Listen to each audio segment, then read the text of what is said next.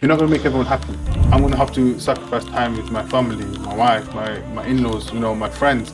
I have to sacrifice that time to dedicate towards doing this. It comes down to the fact that I want to reach this level, and the only way I'm going to reach it is if I do it myself.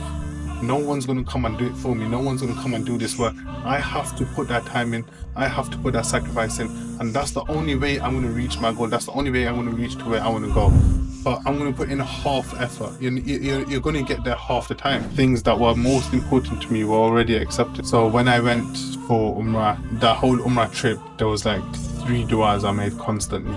First dua I made was for my mother's health. Second was my marriage situation. Third one was to be able to return for Umrah again as soon as possible. Assalamu alaikum. Welcome to episode 6 of Mumkin Motivation. Brother Hassan, Jazakallah khair for joining us today on the podcast. Jazakallah khair for the invitation. Honestly, today is going to be a good episode. It's been a full month, over a month since I recorded my last episode. So again, one thing is consistency that inshallah, hopefully that I'll be learning about in this episode. But for all the viewers, it's going to be a really good one. We're going to learn about how it's like, trying to start something, having self-doubts, really wanting to create something, build something, being passionate about something for many, many years, and then finally doing it. And we're going to see that journey. So whatever business or any passion that you've got, you'll be able to bring along and hopefully get all of those learnings and those knowledge with you.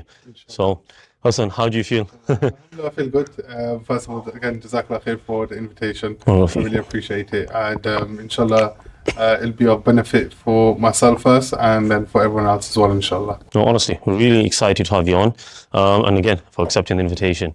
In terms of where we want to start, let's get you back from the start, your story. And I know you made a reel about it on Instagram, so some of you might have already seen that. But again, if you'd like to expand on that, of how you even started, again, what you're doing right now.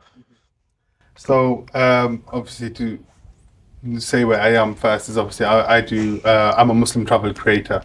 And my journey began, I would say, 2020 was when it actually this passion grew in me. My father, my late father, who passed away, he passed away in 2020 because of cancer.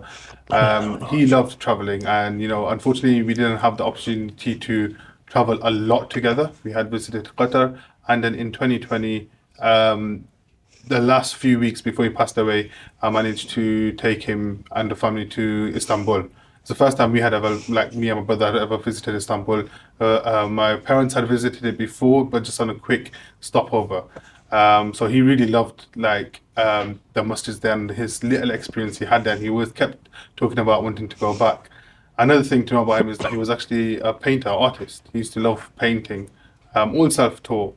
He grew up in Malawi in the jungles, and he was all self-taught in everything he did.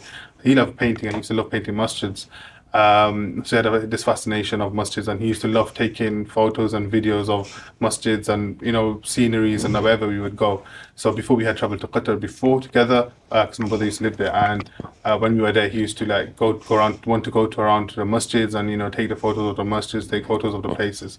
So when we went to Istanbul, alhamdulillah, we managed to probably visit about 40 masjids, and this was a whole list that he had actually given to me, that these are the places I want to visit. And it was about 40 masjids. We were there for about 2.5 weeks, and we went around from masjid to masjid, and seeing him appreciate each masjid, it's marvel how it's been created, how it's been made, the design, taking the pictures and the videos, and seeing him enjoy what he was doing.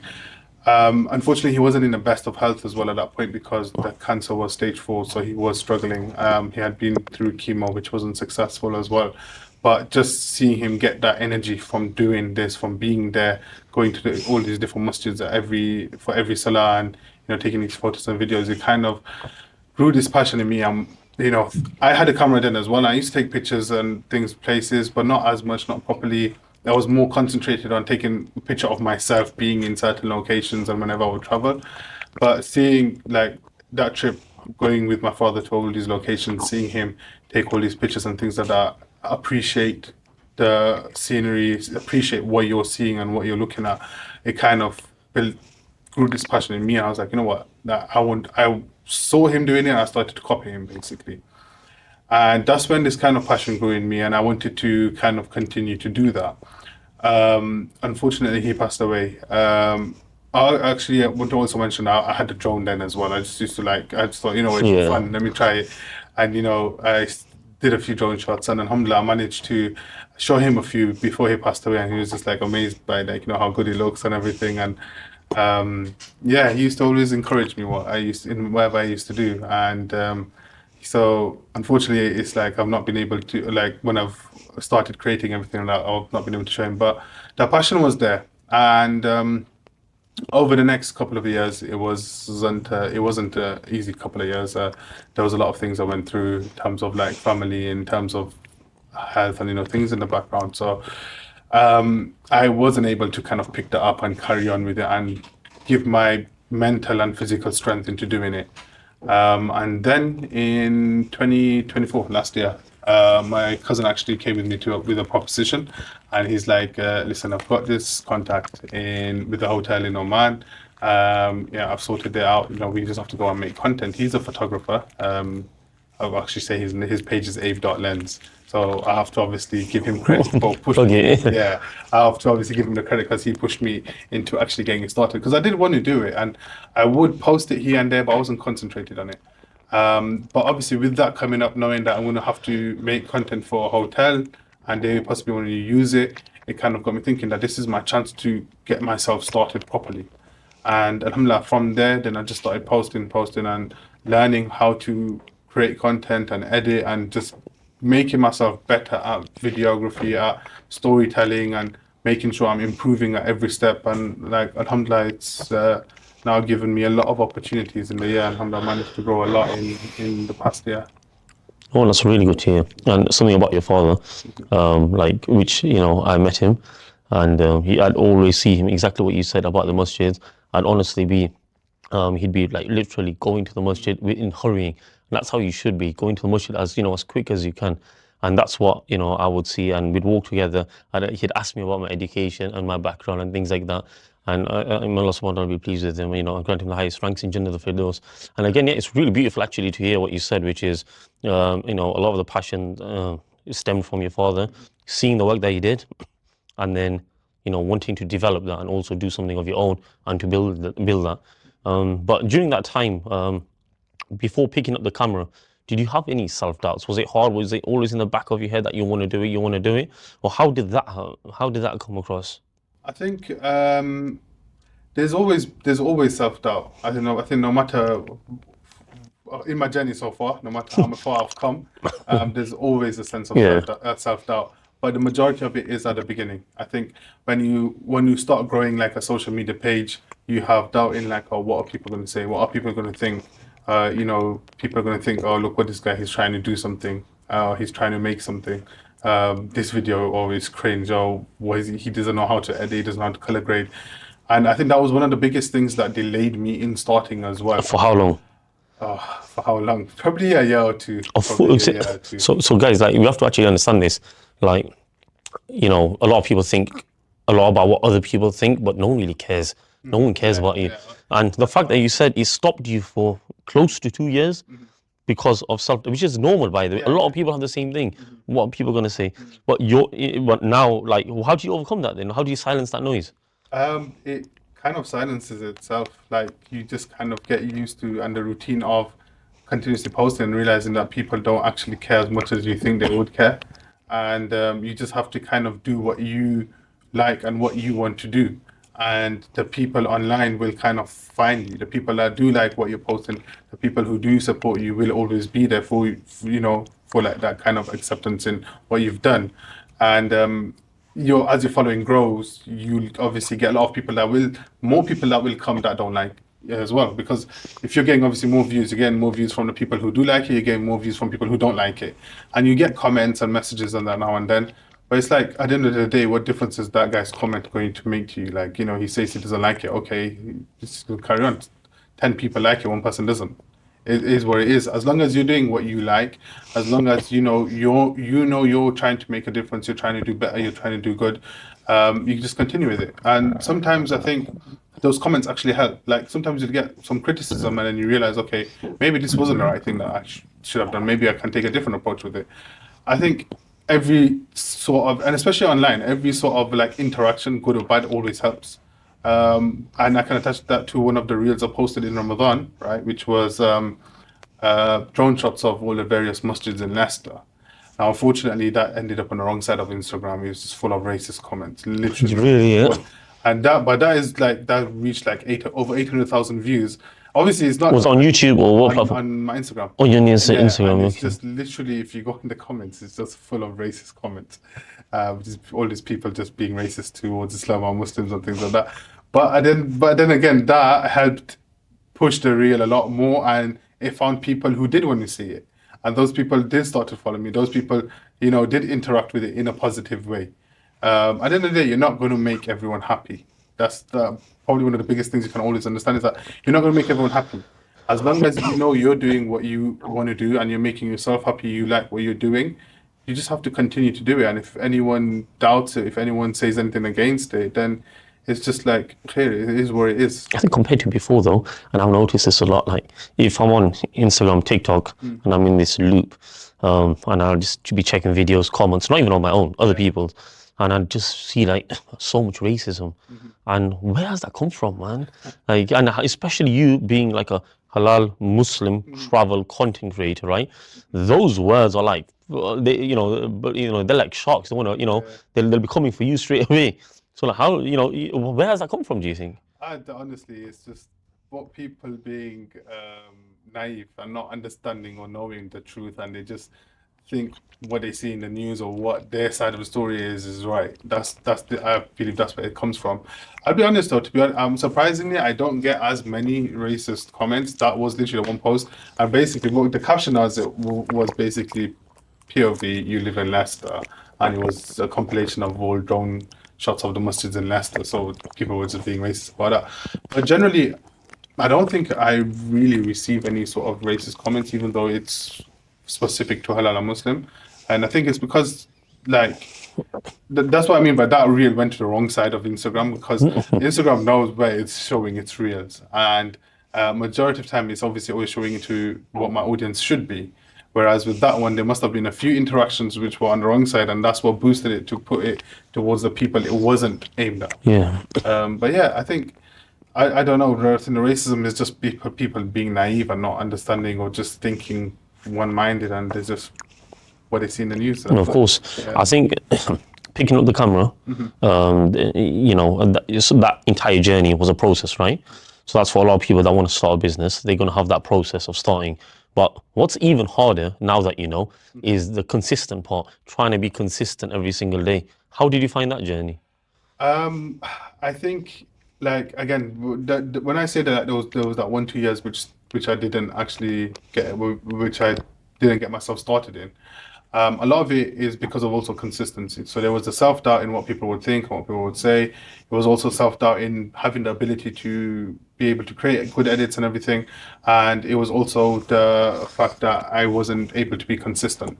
Like, one of the biggest barriers was not being being able to be mentally focused or physically focused for the timing. And being consistent requires both. You need to be, as they say nowadays, locked in. You need to be locked in. You need to understand that you're going to have to make sacrifices to stay consistent.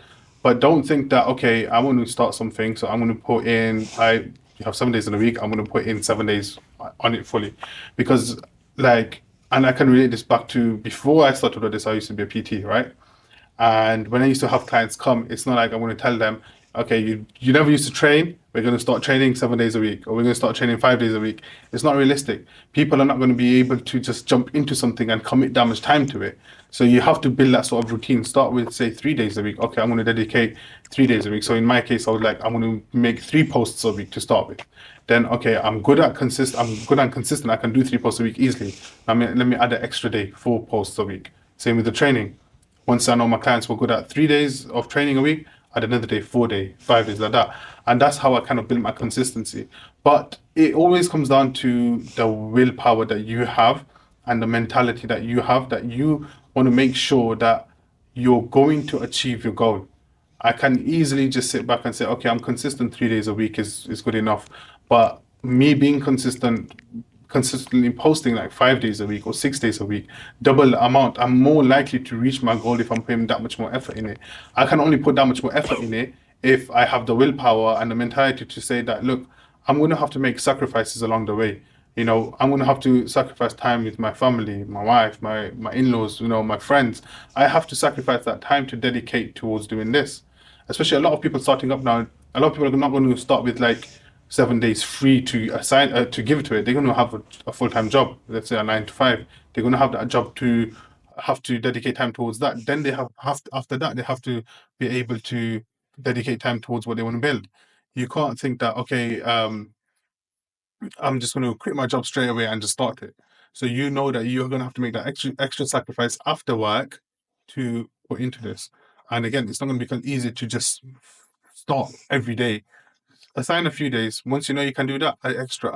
And that's all I think, alhamdulillah, helped me. And I'll be honest, like I actually tried to kind of jump into the deep end straight away. I know it wasn't going to be sustainable. Like I did it 1 2 weeks and then I stopped. And then I was like, you know what? Let me build up slowly, and let me make sure that I don't feel demotivated at any time. Let me make sure that I know that I am going to be able to stay consistent. I'm going to have the willpower. I'm going to be able to make sacrifices to be able to stay this consistent. And I think that's one of the biggest things is you're going to have to make the sacrifice. You're going to have the willpower to be consistent in building something, whether it's content creation, whether it's a business, whatever it may be. You have to stay consistent, and you have to have the willpower to do that. Yeah. One thing I notice is, just to touch upon that, people doing 95 jobs. Mhm. If you ask a lot of them, like 70% of them, right, they would rather be doing something else, right? It might still be another job, right? It might not be a business, but for some of them, that a portion of them would be, I want to do my own thing. It could be a business, right? But they've got that dream. They know what they want to do, but that sacrifice, they don't. It's like, you have to put in a lot of that sacrifice, or to have that success. You're right. You have to focus and put effort into it consistently for you to get any success, right? But they don't want to put that time in. Or they'd rather watch TV or whatever it is. So how do they get into that mindset of like being in that militant mode where, oh, I know I finished work, I'm tired, but even regardless, I still need to get the job done. Again, like that is something that has to come from within. Like Yeah. a lot of the times I'd say to myself, if I don't do it, who's going to do it?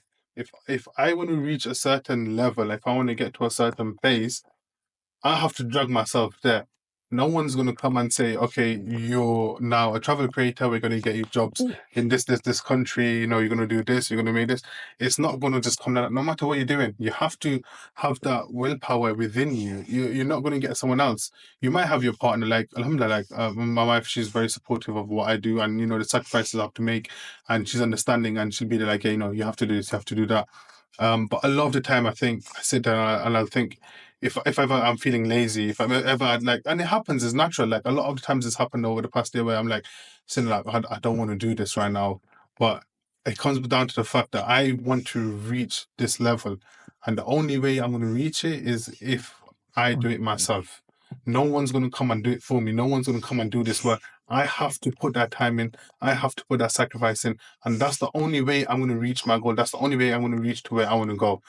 And also, like in a sense, don't think, okay, I'm here right now. I want to reach there, and don't think that, okay, it's such a massive jump.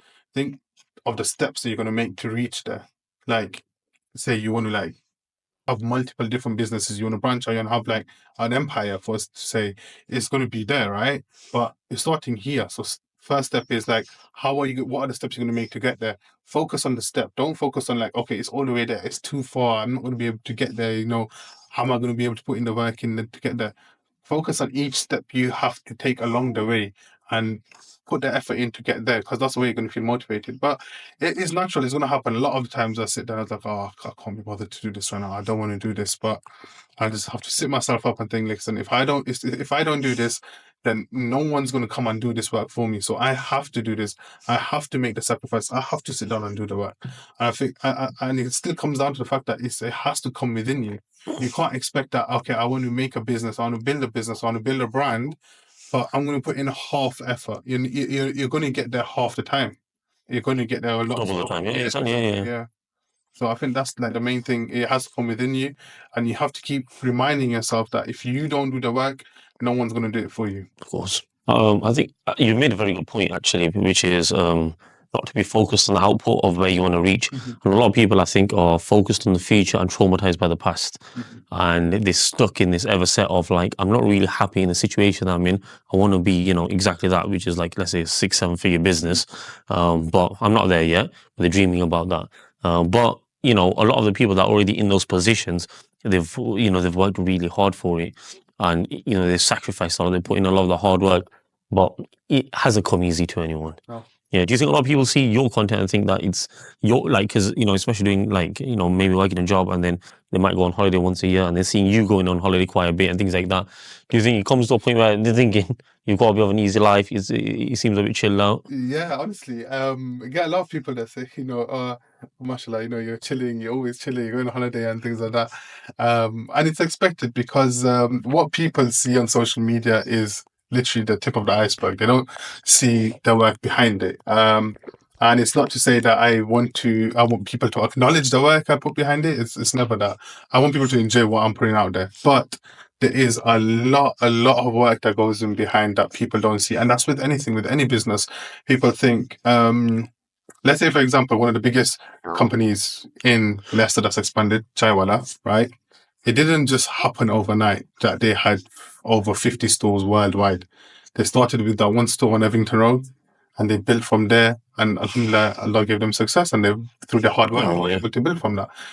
Same way with like the social media, and especially like you said, because it's always like holiday stuff. People say, "I'm chilling in Maldives, and then I'm in Qatar, and going for Umrah and this and that." And like, alhamdulillah for all these opportunities, but it didn't just like come on a plate. Like it has taken a lot of hard work, a lot of sacrifice, a lot of late nights. I'll be honest, like in the past year, the amount of times the amount of times I sleep like 4 5 a.m. just because I'm doing work. Really? Yeah. And like, Sleepless nights, and yeah. sleepless nights. And with something like this, with a business, with a brand, you're always switched on. You're always switched on in that thinking. That when I'm away, was in Maldives for like 8 9 days.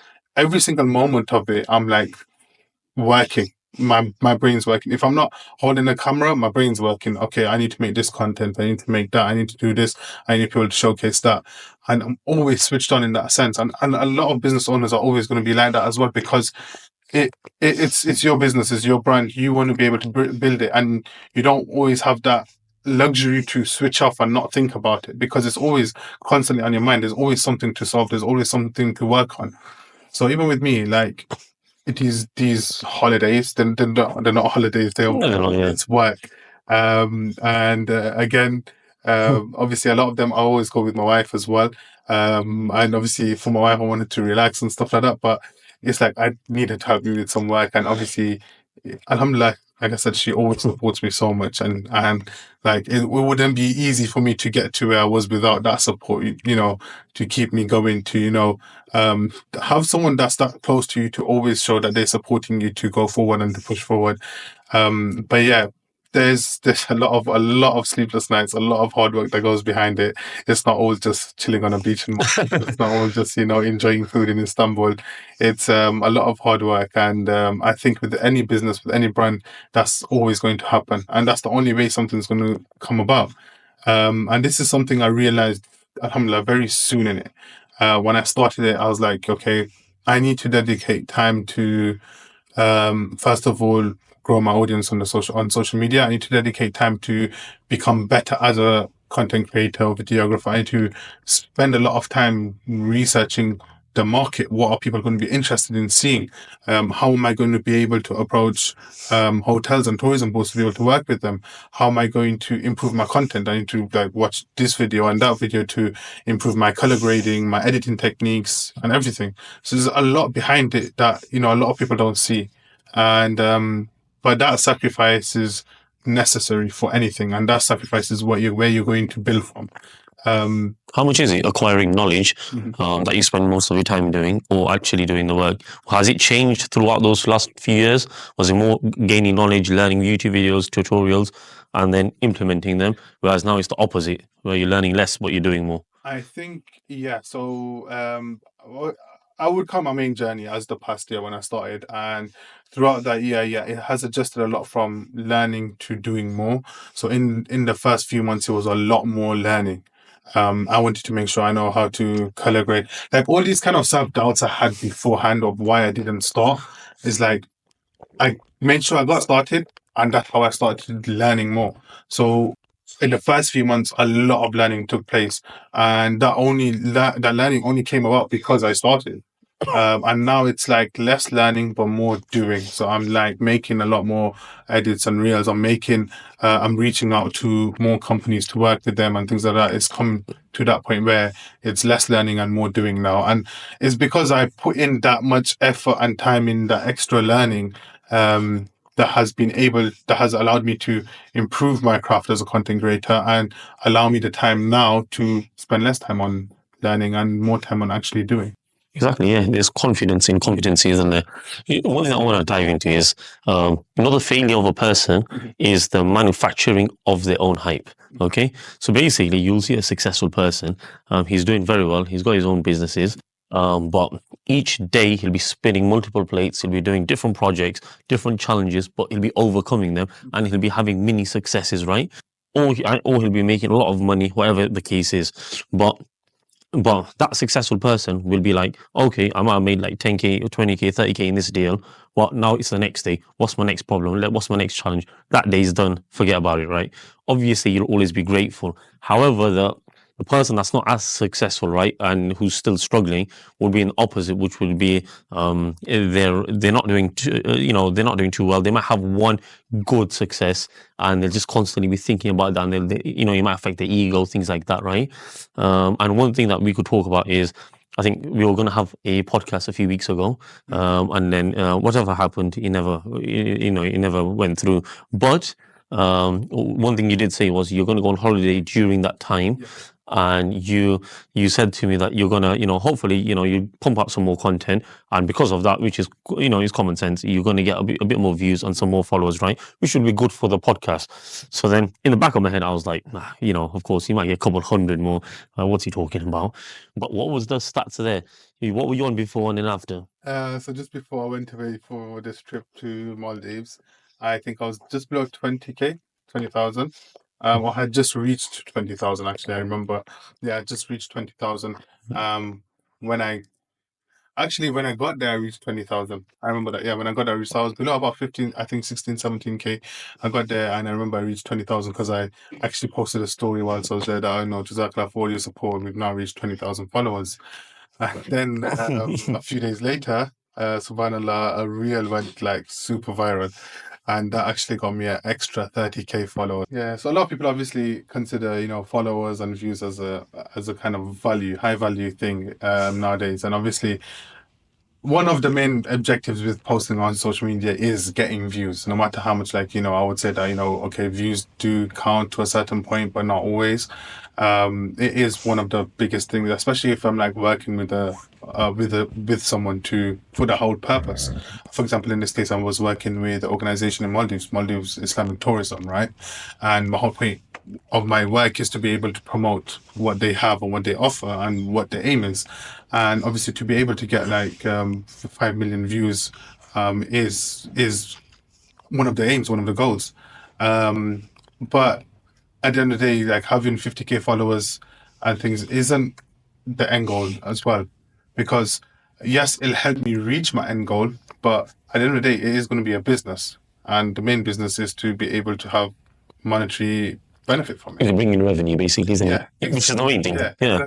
Like, you don't care if you've got a million views. yeah, yeah, yeah. You know what I mean? You'd rather have no views, Yeah. but making money. Yeah, yeah. Yeah, that's obviously one of the main objectives for myself. Obviously, being able to build this brand, being able to build a business, along with the fact that my main purpose is to help the ummah and to Of course. inspire and give the ummah options, of make life easier for them. Has that happened? That's Have a lot of like people message you saying that, oh, thank you for showing me that, and then I've gone there. How's that definitely. feedback been? Yeah, alhamdulillah, that's much better. That's a lot better than anything. Like in this whole thing, these couple of days where I was gaining thousands of followers, getting millions of views. I actually saw a message, and it was from a sister. I can't remember which country, and she's just saying, "I really appreciate the work you're doing, and it's given me a lot of inspiration and hope to, travel to countries and not fear about my religion, and not have to worry about it because of the work you've done and things like that." I was showing that to my wife. I was like, "This is look, this is what it's all about." And I'm sure, inshallah, and I really hope this means something to a lot more people out there. But just to be able to see that one message and read that out, whilst I'm getting those thousands of views, millions of views and stuff, that's what points out to me. Like, I actually remember that message out of everything, because that is the most important thing for me, is to be able to help the Ummah, to be able to help Muslims, inspire them to, travel and see the beauty of Allah subhanahu wa ta'ala's creations everywhere they go, in a manner that they don't have to worry about Islamic rulings or like teachings and values, that they can easily practice it. They know they don't have to worry about halal food, or they don't have to worry about prayer spaces. And this is what I want to try and show and create through my content. And alhamdulillah, to be able to get messages that show that it's working, that's the best thing. I feel like young couples that are just married, they might, they might be a honeymoon, or they might just have a kid. But where would you say are the top three places that you visit that you'd be like, definitely it's a must go? For honeymoon, for new families, uh, so I'm going to be very biased, but Qatar is always on my top locations. One for any situation, honeymoon, family, Yeah, Qatar, yeah, definitely is one of my top there's locations. private pool options there too. Yeah. Yes, definitely. There's private pool. Number two, what else would you say? Number two, Maldives now. Maldives. Yeah, Yeah, everyone's saying they're going there. It's beautiful there, isn't it it? is honestly, like, and even not even talking about the resorts. Of course, like, the resorts are the most attractive thing there, and even personally, I haven't been to a resort, but obviously, I'd love to stay at the resorts, and you get private pool villas there. But the local islands that I visited, honestly, Is it friendly prices? yes, yes, It's good. it's very, very budget friendly, and a lot of people have actually been mistaken with that. I've seen the comments. A lot of people think that It's expensive. Yeah, but the local islands are not it's expensive. just not bad at all. No, it's actually quite reasonably priced compared to what you would Of expect. course. And do you still get the same as I think you said? Is the private places in Maldives? You do get some as well. Mainly it's like guest houses and stuff, like small hotels. What Okay. you say? Some islands do offer like private pools and stuff like that. The ones I went to didn't offer that. But the experience of being able to have that, the white sand beaches, the crystal blue clear water. Honestly, that water does never get old, man. Every time you Really? see it, you just think, wow, man, subhanAllah, it's amazing. You see all the pictures, videos, but when you're there in person, it's just a whole different thing, honestly. Yeah. Um, And number three, what would you say? Number three, where would I say? Turkey. Because Turkey has a bit of everything. Or the correct name is Turkey now, but yeah. Yeah, of course. Which part of Turkey? Again, it depends on what kind. Like, if you want to do the beach, you have Fethiye, Antalya, Alanya. Those places are really nice for beach places. Obviously, from the city, you have Istanbul. I still preferred Istanbul, compared to even the beaches. I loved Istanbul. Just for its heritage, culture, history. I loved it. Definitely, I think It's rich in history, and that's the thing. very rich in history. And also next to Istanbul is Bursa, which is also very, very I haven't nice. been there. It's good. Yeah, it was one of the first capitals of the Ottoman Empire as well. So there's a lot of history there, a lot of masjids, a lot of culture there, Okay. and less tourists as well, which is always an advantage. Of course, yeah. But yeah, Istanbul is obviously Istanbul, Bursa for cities, Konya as well for city. But there's a lot of like places like Turkey has a lot of everything. Like, it has every kind of sort of break you want to have. So those are, I would say, my top three. But before any of those three, obviously, will always be Umrah.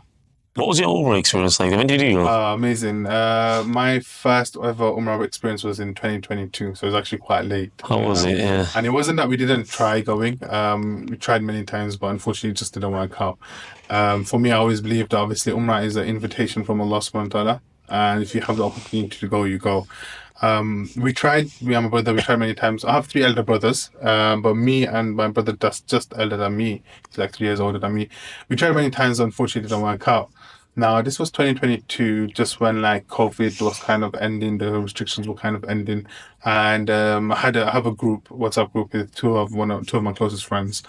And one of them messaged that, let's go for Umrah in Ramadan. The other one messaged like, yeah, I'm ready, let's go. I didn't reply just because I didn't know my situation. I didn't know if I would be able to do it or not. I just didn't reply. And then it comes closer to it, they're saying it again. But then yeah, they had to have the vaccination basically to be able to go. I had one of my friends had two, and my other friend didn't have any at all. So then we thought, okay, he's gonna have to need a vaccination, so we're not gonna be able to go because of that one friend, and he wouldn't take it as well. So that's fine. We wind up going. Then the next week, literally, they updated it. You don't need vaccination. All So right. they're like, yeah, let's go, come on. And then they obviously they were already like ready to go, and I was just like, oh, like it's actually happening. Yeah. So then I spoke to family, and they're like, yeah, you know what, go. You got Was the tickets booked then? no, it wasn't booked. Oh, it Then. wasn't Yeah, booked. Yeah, it yeah. wasn't booked then. So like, you got a chance to go with your friends and that. And I kind of felt like, my brother that's just older than me, he hasn't had the opportunity to go. He was meant to go in 2019, but it was when my father started to go through chemotherapy, so he decided he had it all booked and everything, and then we found out, so then he cancelled his booking and everything. I felt like I don't want to go unless he can come as well, and I want to be able to experience Experience that with with him. him as well. And alhamdulillah, it just got sorted, and it was all booked 1 week before we left, literally a week before we left. And we went, and subhanallah, it was such an amazing experience. And I would say it was actually a life changing experience for me. Um, like, Life changing experience. yeah, You had a life changing experience going to Umrah. yes. Okay, yeah, yeah, tell me. As I mentioned earlier, those 2 3 years before I started to do this were quite difficult, like especially mentally with a lot of things going on in family. And so when I went for Umrah, the whole Umrah trip, there was like three du'as I made constantly. The first dua I made was for my mother's health because unfortunately my mother had also been diagnosed with cancer. Second was my marriage situation. There was some complications in my marriage situation to be able, in terms of getting married. So I made dua in ease of that and to be able that to be able to sort it out. And the third one was to be able to return for Umrah again as soon as possible. That'd be my first time, and obviously, like feeling it, I wanted to be there again. And those were the three constant duas I made throughout the whole of the Umrah trip. So And even before going on Umrah, you made the same I dua? would make du'as for that. Of course, I was always making du'as for that. What was But it? obviously with sincerity, like whilst It's different when you're there. yeah, it's different when you're there. So obviously when you first see the Kaaba and then throughout the whole journey, whenever there was like a need, whenever there was like, the remembrance of making du'a, those were the three du'as I was making consistently throughout the whole trip. And subhanallah, like the way life changed over the next year was just like I didn't expect it. And it's like the situations got worse. My mother's health got worse. My marriage situation became more difficult. And but subhanallah, it was only a year and 3 months later I returned for Umrah. And when I returned for Umrah again in 2023, I was there with my now wife, and my mother had been cured from cancer, which was stage Subhanallah. 4.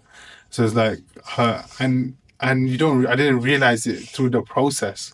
When things got more difficult, obviously you get more like, how am I going to deal with it? How am I getting through this? And then it gets sorted out and you don't even realize it then. But then the following year in 2023, when I'm there, I'm standing in front of the Kaaba and you're about to make my first dua, I look up to the Kaaba and I think, last year, what duas do I make? Like last year, I was making dua for my marriage situation, I'm making dua for my mother's health, I was making dua to be here again. And these were the three duas that I'm living right now. Like I'm literally standing in front of the Kaaba. And it was actually part of my honeymoon as well. It was the second half of my honeymoon.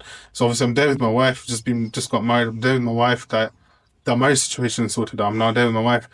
My mom, she was diagnosed with stage 4 cancer, and now she's fully clear somehow. Like Yeah. just like miraculously, the doctor was like, "There's no way, there's nothing that can treat it." But she's now fully clear of stage 4 cancer. And I'm already there. And it's only been 1.5 years. It took me like 28 years to 29 years to get to be able to go on Umrah. My first time, I'm already here again.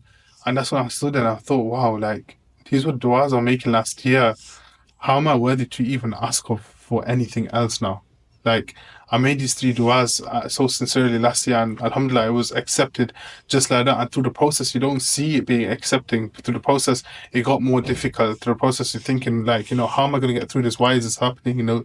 In those sense. And now I'm standing here, I realize that subhanallah, these du'as have all been accepted, and I'm here again now. How am I worthy of even asking for anything else when these things that were most important to me were already accepted? And I think that's why I call it that. That's why I say that Umrah in 2022 was definitely life changing. And I always believe that your Umrah trips come, or your Umrah journeys, or your invitation from Allah subhanahu wa ta'ala to perform Umrah always comes at a time that you need it most. And subhanAllah, at that time, it was like, I wasn't even thinking about it. It wasn't like, not that I didn't want to go, it just wasn't a first thought that I want to go for Umrah, or let me try going for Umrah. And subhanAllah, because of my friends, I ended up going, and it became life changing. And that's also why it creates like a stronger bond with my friends now, because it's like I always think back my first Umrah I performed with my brother, with two of my closest friends, and if it hadn't been that Allah made them as a means for me to go, I wouldn't have went. Exactly. Yeah. So yes, one of that was definitely life changing, and I think for Yeah. everyone, I always like advise, if you're going to travel anywhere, if you have the means, then do travel for Umrah, and I always try to, inshallah, like alhamdulillah, I got to go again last year, 2024. So inshallah, my aim is to try Inshallah. and go every year, inshallah. Inshallah. Your story of, I think it's the power of dua, right? When did you realize it that all your duas got accepted? Was it when you went for the second Umrah, you put your hands up to try to make those duas again, and then you realize, and you're so like automated in a sense where, a lot of people also constantly will make the same duas, and you're thinking of making the duas, and you're like, oh wait, it's already happened, Yeah, and it's so already, yeah, I was literally, yeah, it was when I first went in front of the Kaaba in my second Umrah. Obviously they always say, like, you make your it was three accepted. du'as in front Yes, of the Kaaba when you first see it. yes. So when I looked up, saw the Kaaba, I raised my hands to make the du'a, and that's when I was like, okay, now I need to focus on what I want to make du'a for. But what am I making? What do I need most? And I thought back, what did I make du'a for last year? And then it clicked that, oh, maybe it's new main du'as I was making last year, and now it's all accepted. Like that's when it clicked to me. That when I was standing there ready to make my second du'a, and somehow I just thought, oh, wow, man, like I'm standing here again, but I didn't even realize that my main things I was paying for last year have all been accepted. Alhamdulillah, I'm here again. You know, so I'm sure you're feeling the element of being grateful. Did you feel this? Because there's a lot of power actually in feeling grateful. So, for example, what's happening in Gaza at the moment? There's so many people that are, all of them they're in terrible situations of, life aid supplies that they need. They're getting stopped blockades and things like that, right? So, they tested with being patient. So, whereas we are tested with gratitude, right? We have to be grateful for a lot of the things that we've already got. So that makes us more motivated to do more because we've got more opportunities. And did that drive you and give you more hunger than to then be like, Allah subhanahu wa ta'ala has accepted so many of the du'as I've already made. Now it's like, why would I waste this opportunity now? Definitely, that's always the case. Even with like at that point as well, it's like, alhamdulillah, Allah subhanahu wa ta'ala has accepted my du'as.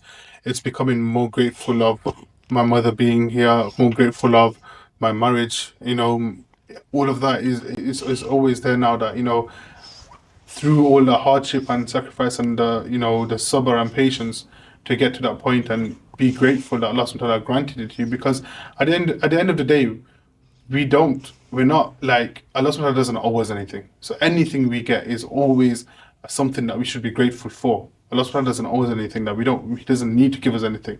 But alhamdulillah, for every second we have anything that benefits us. So being able to, and getting those things that, you pay for the most, makes you even more grateful. Yeah. And it like comes out to, even like with my social media brand, being able to get recognition, being able to hit views or follow goals, and being recognized by people, like for the work you're doing, and appreciated for it.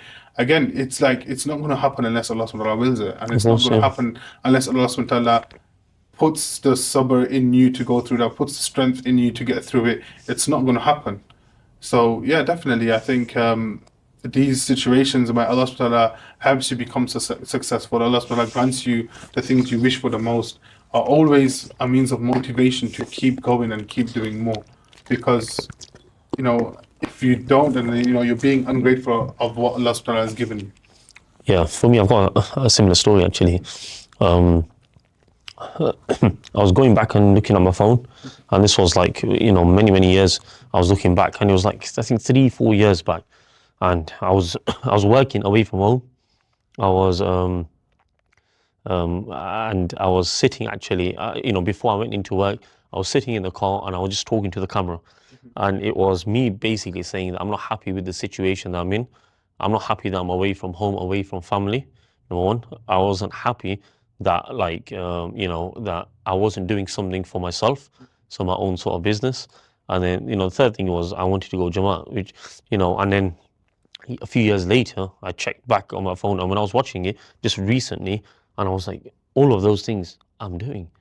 And honestly, I never ever thought that, those words that I was making so many years ago, those things that I wanted so many years ago, got accepted now. Because a lot of the times, it's we're so much focused on the present or where we want to be headed that we forget about the past of what we dreamt of, which positions that we wanted to be in. And now that we're here, to take time to really appreciate that, oh, like, a lot of the things that you are asking for is happening now. It did take a lot of effort, a lot of sacrifices, a lot of, working 12, 13, 14 hours, 7 days a week. So it didn't come easy, but over the years, it's like, if you're focused on input, the output's going to come, and it might take many years, but it will happen. So that's, I don't know, it's quite interesting actually, having something similar where when you look back at it, it did happen and it did get accepted, and it does make you feel a bit more grateful, doesn't it?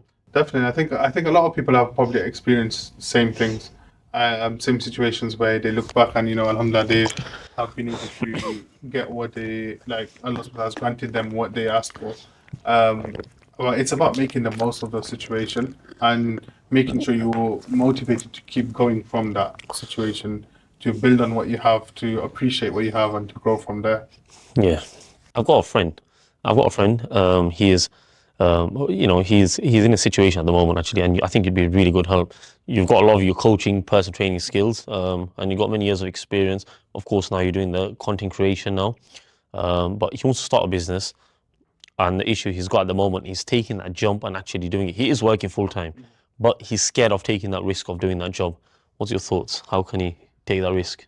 I think one of the biggest things for me when taking a risk is like if you don't take it, then you will never know. But if you do take it, then you'll know. Like you can always, in a few years, think back that what if I did this? What if I did that? But you don't know what's going to happen unless you do it. Yeah, you might not be successful, but if you haven't tried, you wouldn't know. And at the end of the day, success is only going to come from Allah subhanahu wa ta'ala. That if you want meant to be successful, if you're meant to fail in what you do, even no matter how hard you work in it, no matter how much you put in it, um, no matter how correct or good you do things, if you still become, if you still fail in it, if you're still not successful, at the end of the day, it's from Allah, and there's a reason behind it. It's Allah's will, and as Muslim, Alhamdulillah, we have this teaching and this kind of mentality that we should always keep, that it's from Allah, but it is what it is because it's from Allah. And if I fail, yeah, it is what it is because it's from Allah. You might fail 100 times, but every time is a means of you to learn through that. If you keep failing, you're going to keep learning, and from that, inshallah, it helps you to create something that's going to be successful. But if you don't take the risk, then you're not going to fail. If you don't take the risk, then you're not going to become successful. You're just going to be staying where you are. So you have to take the risk to be able to get somewhere. You have to do what you know is right. And the biggest thing is always relying a lot on Allah subhanahu wa ta'ala's help to make you successful. But if you're not successful, then again, it's from Allah subhanahu wa ta'ala. And I think that's the biggest thing for anyone in that stage where they're thinking of taking the risk. Just think that if you don't do it, you're not going to know where you're going to be. I think a lot of people are scared of the unknown, of things that, that it's not really going to happen, but they're scared of it. For example, when you started the social media, you had those doubts about what other people are going to think. Someone close, family, friends, it's cringe, it's embarrassing, it's boring. We don't want to see it. Why are you doing this for? Why are you showing off? No one wants to see it. But so it's the unknown, right? And things like that hasn't happened. They haven't said that. They're actually going to love what you're doing. They're going to support what you're doing. Belal Muhammad, when the UFC fighter, when Khabib was in his corner, right? for his first ever fight. And one thing that he said was, no matter what, if you win or lose, the outcome's already written. So when you think about it, the best of the planners have actually already written your outcome. So when a lot of the people that are scared of starting something, it's more so that connection with Allah subhanahu wa ta'ala, where you want to get it firm, you want to get it strong. Take that risk, jump. It could happen, it might not, you know. Definitely. Yeah. That's definitely the case. And again, it's like I said, if you don't do it, you're never gonna know. And success and failure both are written by Allah subhanahu wa ta'ala. So you just have to take the leap and try. And inshallah, Allah subhanahu wa ta'ala will help you. Of course. Regarding content creation, you've along the way you've actually made your skill a lot better. You gain better every single sort of video reel that you're doing. But one thing that we want to touch across is perfectionist, right? Being like, I want to create the best ever thing, and if it's not the best ever thing, I'm not gonna push it out. I'm not gonna pump it out. What's that your relationship like with that? Again, it was one of the reasons why I hadn't started earlier is because I thought I don't know how to edit properly. I don't know how to color grade. Everyone that's posting travel content, they've got the best gear, they got the best quality, they know how to do these transitions, they know how to color grade properly, and all the content looks amazing. And I'm not going to start until I know how to do that. That was kind of my mentality, and I was like, that's what held me back. And only when I started posting to my ability at that point did I actually start learning. And that forced me to start learning. I was like, you know what? I'm going to start posting now, and people are going to see this. So I wanted to be as good as possible for my ability at that point.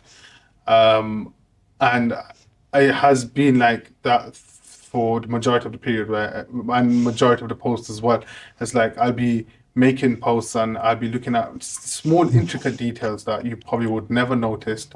But for me, it's like I want to make sure that this detail is correct to my liking. And I think it was very good for me at the beginning when I was learning to be a perfectionist, because I would make sure that my content is at a certain level. And still, I still, to be honest, I think my content isn't very good. Personally, I think my content isn't very good, and it can be so much more better. And I got so much more still to learn. But Alhamdulillah, it's come a long way from when I began. From when I began, I used to make sure every little detail I was doing to my best ability. I was making sure that I'm learning something every week and applying it into my content. And again, I was making sure I was a perfectionist with every bit of content. And that comes back to why I started posting. And a lot of the reason and my mentality when I started posting was because I'm posting for myself. I'm not posting for anyone else. I'm posting for myself because it's going to make me consistent. It's going to make me make sure I learn how to be better, and it's going to, motivate me to do it more, and see how it goes from there. And that's my initial mentality when I start posting was always for myself. It's not about anyone else. It's for myself to help myself grow. And I think being a perfectionist, whilst I was learning a lot of the techniques, helped me to get a lot better going forward. Helped me to make sure that when I'm editing it to a certain level, and I'm making sure that I'm not just doing anything. Now I believe I've relaxed a bit into it, because the truth is, a lot of the people won't notice those little changes and those little edits that I'm making, that little thing I'm adding in here or adding in there. A lot of people won't notice it. But to do it for myself allows me to build my ability and to know that I can do it. But now I've realized that, yeah, a lot of the times I won't put it in, be a perfectionist with my content now. Now it's like I'm just more about, like, getting it out there to the certain level. And I can only get that level because I was being a perfectionist at the beginning. If I hadn't been a perfectionist, I wouldn't have got to that level. Yeah. Now I know I can make something quick, and it will be a lot better than when I started. But yeah. Before you started, right, there were so many people that were already in the industry. They were doing it for many years. Cinematography, they were filmmaking, really beautiful. Did you ever think about that, and did that affect your confidence? I think a bit at the beginning. I think, like, you're always going to look at other people. There's always going to be competition. You're always going to think that, okay, this person's doing this and they're so much better than me. But they also started. They also started somewhere. They weren't, at the level they were. And the only thing is, the only way that's going to get me there is if I do the work that they've put in behind their work to get there. But a lot of the times I don't like. I try. I keep myself away from thinking about competition at all. The only way I'm going to grow is if I'm focused on myself. If I'm putting in the work into my own brand. If I'm working hard and increasing my skill and my content, that's the only way you're going to grow. And like for but naturally it does happen as a human. You always see competition. You're thinking, oh, this person's literally done this and they've got thousands and thousands of views. I've done the same thing and I'm getting only hundreds of views. It's always going to happen.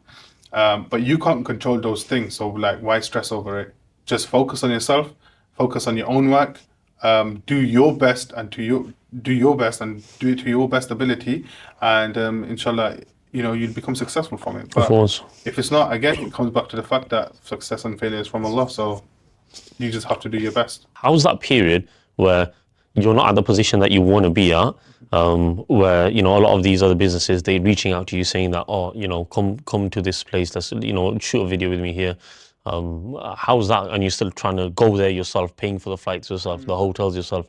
How's that process like, trying to stay consistent during that time? Yeah, I mean, every like this is also a business, and there's always going to be investment in there as well. So there has been times where you have to I have to put in the investment to be able to do a job as well. And initially there will be a lot of that. Initially, for any business, there's going to be a lot more investment in the beginning than outcome or what you're going to get from it. Revenue. Yeah, revenue. But the biggest thing from like for me especially is the fact that it's going to be in a portfolio. For example, like last year, my first ever job was working with Anantara in Oman.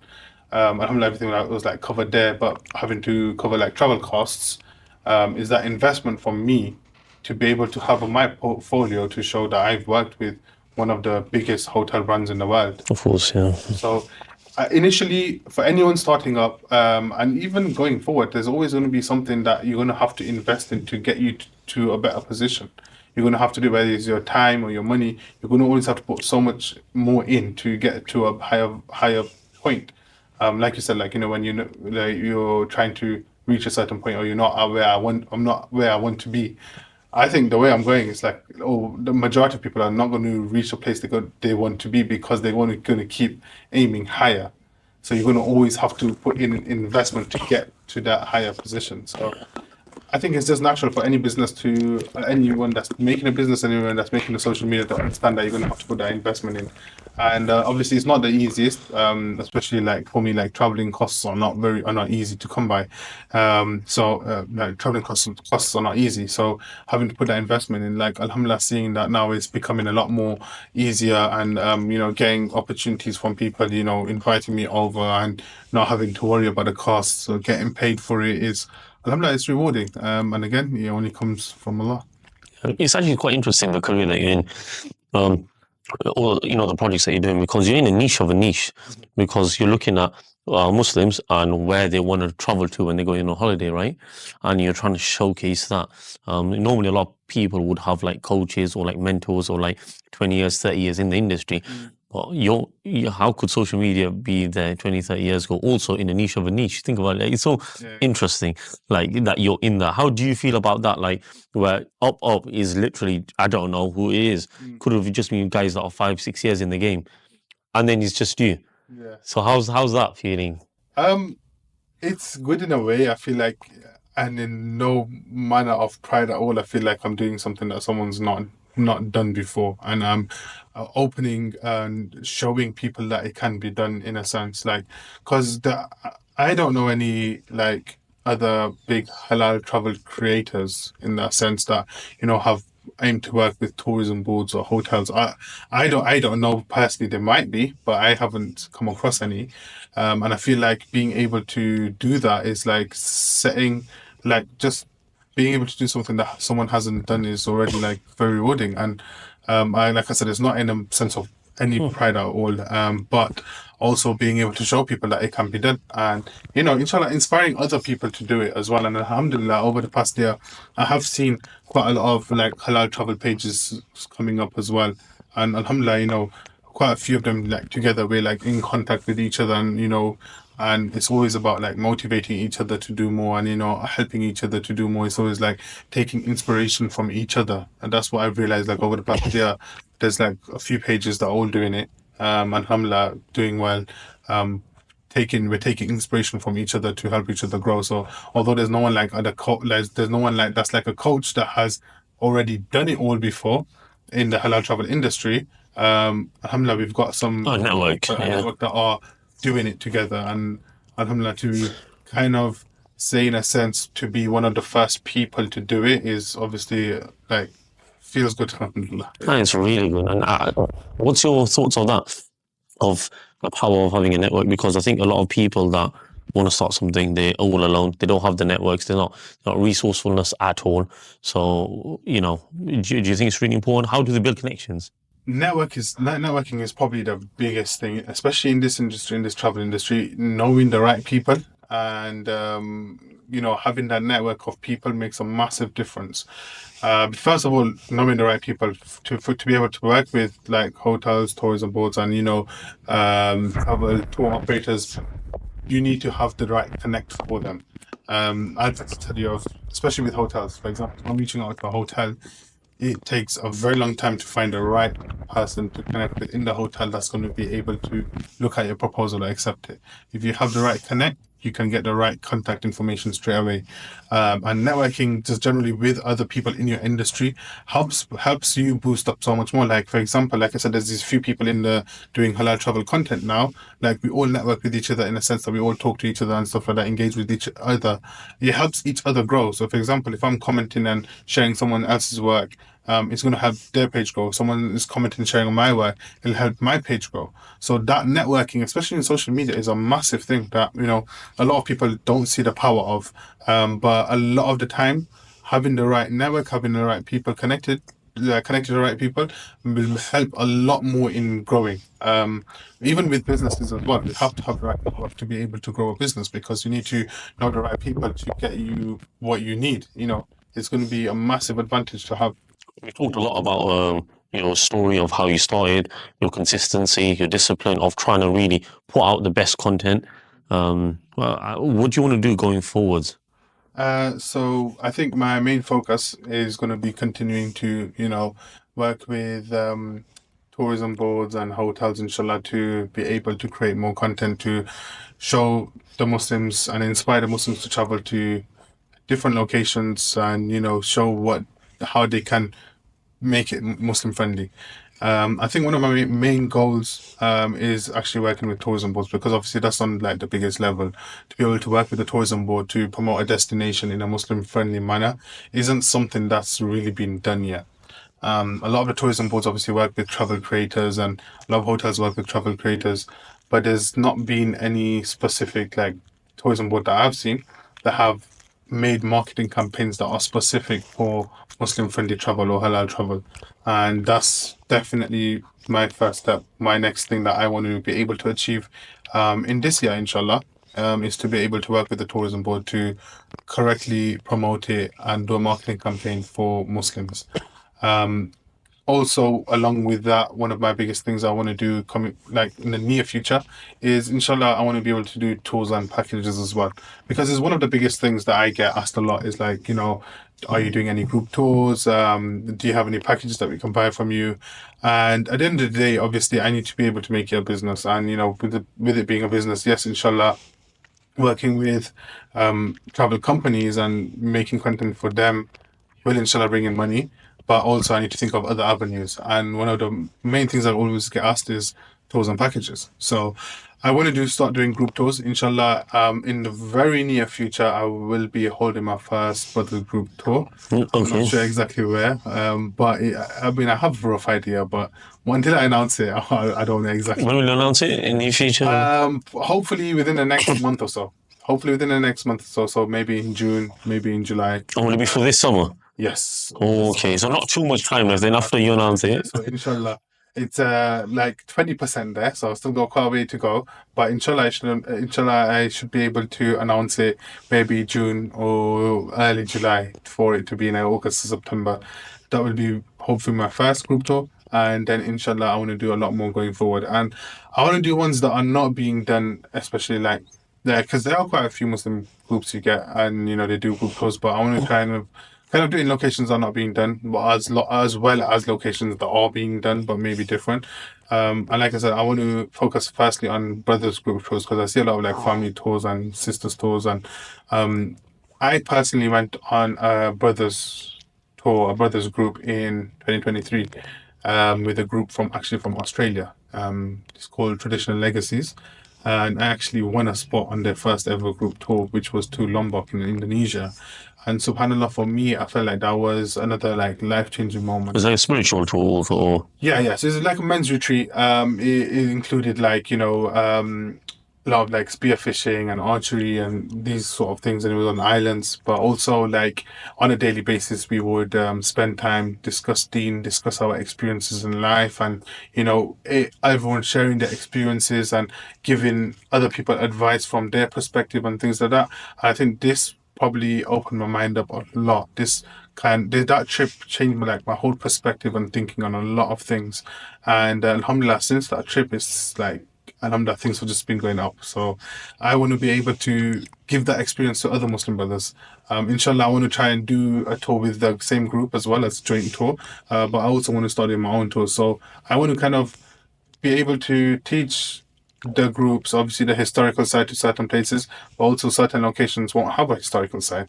But it'll be sort of these trips where, it's a bonding, like, is men's retreat where, you're doing some activities, you're having fun, but you're also learning about Islam. You're also reflecting on Allah subhanahu wa ta'ala's creation, reflecting on Islamic teachings and things that will help you in your life and motivate you to do better. So inshallah, that's what my aim is, and inshallah, hopefully I can do it soon. We talked about like the top three places that you'd say that these are the recommendations for going on honeymoon for young families, right? What's your thoughts on, you've been to many places, you come back to Leicester, and a lot of people, especially in the UK, are like, let's go to Dubai. What's your thoughts? Where would you say is the best destination to go to at the moment? Again, I'm going to say Qatar is probably one of the best. For me, when I'm traveling, I like a location that doesn't have isn't flooded by tourists. I know I'm a tourist myself, and it's a bit hypocritical, but I want to go to a place that doesn't have it's not flooded by tourists, or has all the comforts of being able to practice Islam and be a Muslim, and have also that Islamic and Muslim atmosphere.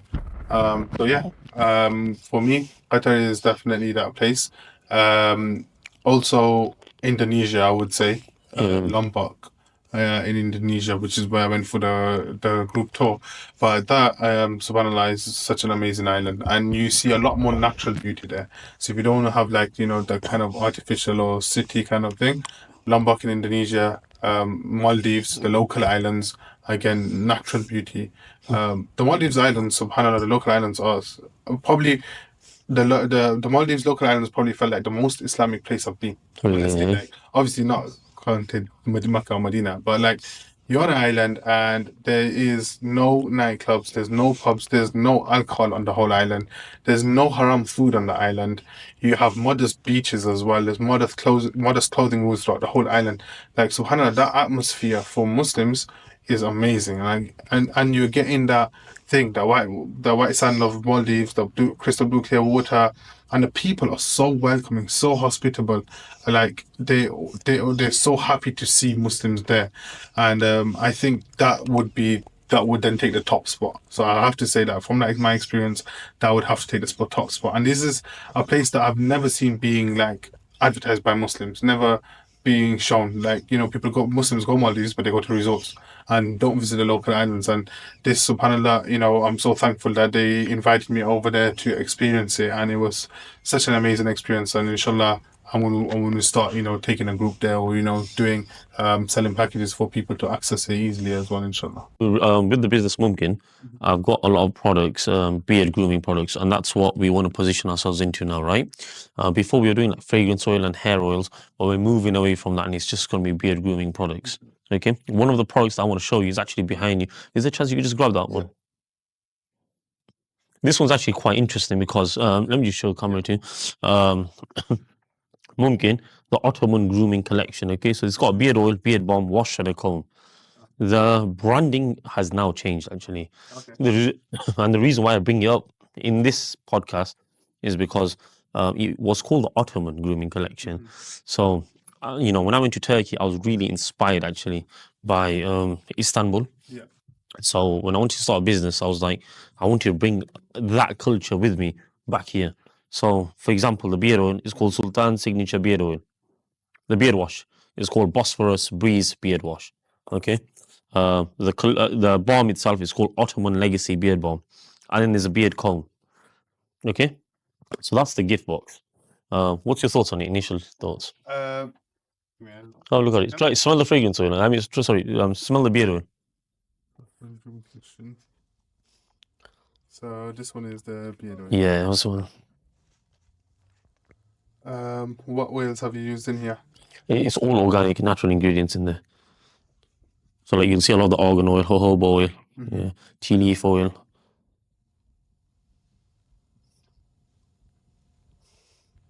That's very nice. It's subtle. Yeah. It's not incredibly strong. not too It's strong, musk. And the reason for that is because it's going to be on your beard, very close to your face. Yeah, exactly. The last thing that you want is a very strong, overpowering smell. I think that's one of the main things I've seen with beard oils, is that it smells too strong. And for me, like I don't like too strong perfume in the sense that it just keeps getting to my head. But this is very nice and subtle. Surprisingly, that's one of the questions I get a lot is to show beard tutorial. Personally, I just use olive oil, just because it's sunnah. So I have always just used olive oil. For occasions, I tend to use like a beard oil just to add that extra fragrance. So this is actually very good because I've used some before, and it's just giving me a headache throughout the day. So this is nice and subtle. The brush is good as well, and beard wash. So okay, does it have the same smell or is it different? No, that's aqua fragrance too, yeah. It's going to be quite hard because it's a shampoo, yeah. Yeah. And then the beard balm has got a cologne smell to it. This is the beard balm, yeah. That's nice. That's nice because I think a lot of people like they go for like a strong oud smell and all these other ones, but this is nice. So I think the main difference is, especially using kit like this, is just a beard maintenance kit. So a lot of people have a lot of curly beards, Yeah. and it's not soft; it's very hard. So what this does is actually you can use obviously the beard wash to actually wash your beard, the oil to soften your beard, and then to make sure that it stays in a position, you use the beard balm and the comb. However, what I really wanted to speak about actually was, it's how the branding was Ottoman Grooming Collection. We're changing away from the branding now. So how the branding was Ottoman inspired, now it's going to be for high performing individuals. And for us as a business, for Mumkin itself, it actually fits very well. The reason for that is because we're doing this Mumkin podcast, and as you can see, a lot of the things that I want to share and get out there is for the viewers. So the viewers can actually take something and learn from people like yourself, inspiring guests. And it's not like the guests have come in the past. All of them are doing things which they've overcome a lot of their struggles. They've sacrificed quite a bit and they've worked very hard, mashallah. And I want to make sure that a lot of the products and everything like that is aligned totally with my products. Okay. But now it's all high performing for high performing people that they're gonna have a hard day, they're gonna have struggle, they're gonna have challenges. They might have a lot of, they might be working on a business, they might be got a full-time job. So all of these things that they're doing, the least that they can do is actually just look after themselves, take care of themselves, and that's what we want to give them. What's the first thing you do when you wake up? I was going to say go to the toilet. One country every Muslim should visit at least once. Saudi. Most underrated habit that changed your life? Most underrated habit that changed my life. Just being consistent. Being consistent, yeah? Mountains or beaches, which gives you more peace? Beaches. One travel item you can't live without, not including your phone? My beard brush. Is it? Yeah. I don't see you come so. Yeah, I mean. You see, I was going to travel content creator. All right. So what's harder, starting or staying consistent? Starting. Really? Definitely. Okay.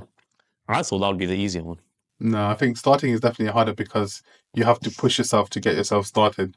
Once you're started, then you've started, you've taken that first major step, then you can stay consistent. Actually, just to pause the rapid fire questions, there's a recent study, right? I don't know where it was from, but it said in last year, in 3 years of a business starting, they say over 70% of them fail. Why do you think that is then?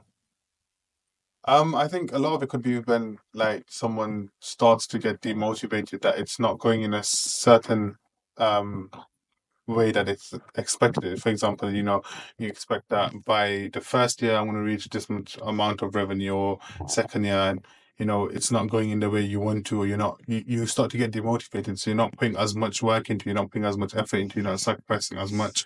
Or some people, like, alhamdulillah, like some people, they have a really good start, and then it starts to drop a bit. They can't handle the drop because it's out of it's not it's like they feel like the business is already going down, so they're not ready to put that in. So I think comes down to being able to stay motivated throughout the whole period and just to keep going.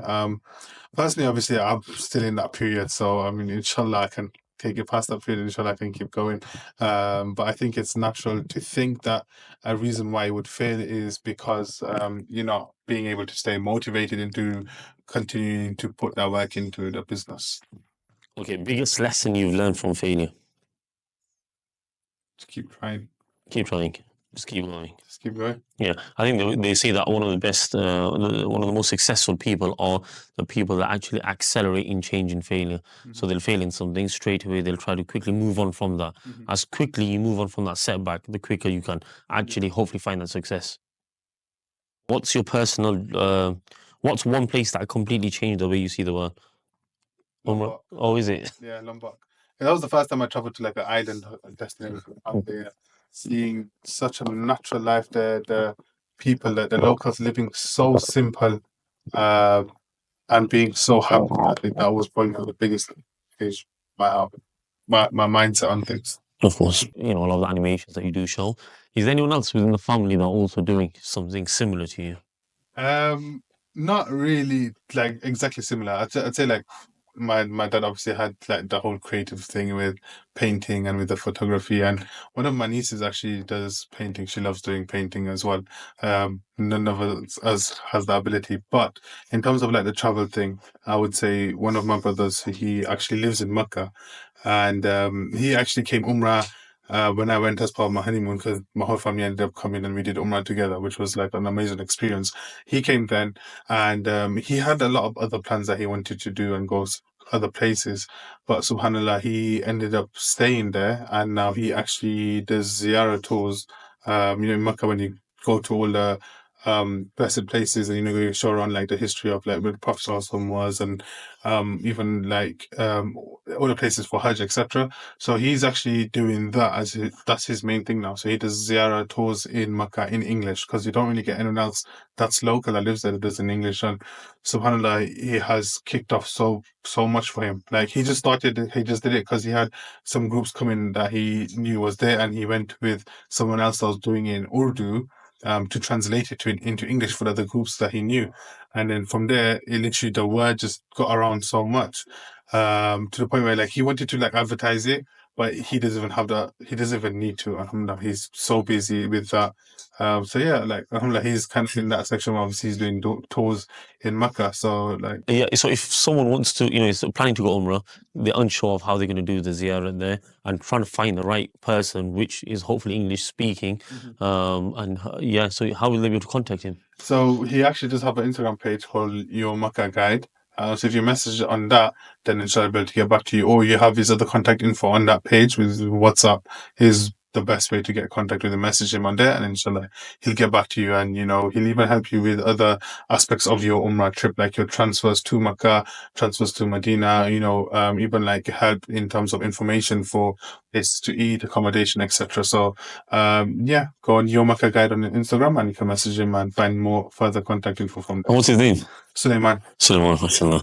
I think actually it'd be really good to have him on the podcast also. The reason for it is because I think he'll probably have a lot of interesting stories, and especially his transition going. She's from Leicester? He was actually living in Birmingham. Yeah, so Birmingham, so Yeah, UK. he was from Leicester, then he moved to Birmingham. Yeah, exactly. So Leicester, Birmingham, and now to in Saudi Arabia full time. So that's a massive change. Yeah. So next time he's here, make sure you tell him to come on the podcast. Yeah. Right. So guys, Jazakallah khair again for coming onto the podcast. Honestly, I really appreciated it. One thing that I really liked about a lot the podcasting that we are doing, it is long format. It is like over an hour long. But the main thing is for the viewers is, hopefully just try to learn as much as you can, depending on whatever situation that you are in. You might be already, you're thinking about starting something.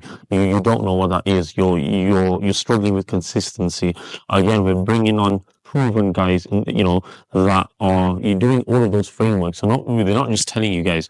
They're actually doing exactly what they're preaching, and it's working out. The successes are there. It's coming. So it's a proven formula. If you just work hard, put the effort in, and then make dua, and that's it. So yeah. So honestly, it's been a pleasure. Hopefully, many more, many more successes to you. Keep doing what you're doing, and we'd love to keep seeing. I think one thing that I said to you was every time I watch one of your reels, it's like I get transported to that city, to that place, and I'm sure that's your vision, isn't it? But yeah, that's definitely one of the main things I want to do, is to be able to allow people to experience it through the content, because having that sort of feeling when you're watching it, they'll want you to experience it in person. And obviously that's the main goal, to attract people to these locations. But honestly, I really appreciate you inviting me on the podcast, and inshallah, as I started, inshallah, it'll be a means of benefit for myself, for you, and for anyone else that watches it. In the description, okay? We'll collaborate also on the social medias, so the people will also be able to see that. Hopefully your profile. But yeah, again, we're doing beard grooming products. Eid is coming up, so if you want to grab your kits, they're still available. New products, new designs are also coming out. It's going to take a couple of weeks, but once they launch, we'll definitely be promoting that. Again, one thing is I'm struggling with consistency, so hopefully after this episode, I'll be rolling out more episodes. Anyone who wants to join the podcast, send me a message, send me an email. We'll definitely talk things through. So it's been a good episode. That's it. Assalamu alaikum. Good stuff. That's it. That's all right.